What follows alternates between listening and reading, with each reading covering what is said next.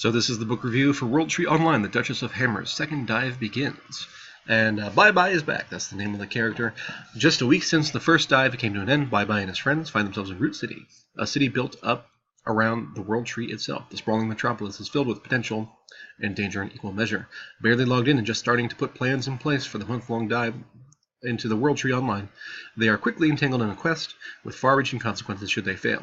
Charged with ensuring Duchess of Hammerton survives the next week to make it home, standing in their way, a love cult bound and determined to kidnap her. If that wasn't enough, there are those who plot in the dark places hidden just under the surface of Root City. Can Bye Bye and his friends survive the aptly named Duchess of Hammers and the trouble that follows her?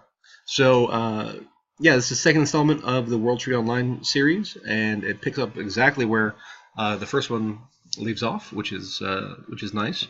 This is also a long book, long 483, so more than your average 300 or so, and follows the same kind of pattern as book one. The main character is especially adept at figuring out hidden issues, I guess, hidden quests, hidden puzzles, and those kind of things, and so he's really good at discovering those by talking to lots of people and looking into the background history of things and the lore and all that kind of stuff, which for me is fun.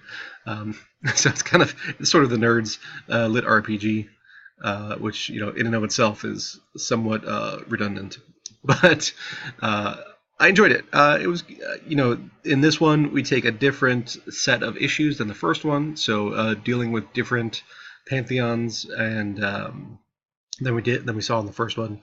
So yeah, it's just an expansion and further iteration of what we saw in book one. So I enjoyed it, and it set up book three pretty nicely. We know what the general conflict is going to be, and when it comes out, I will read it.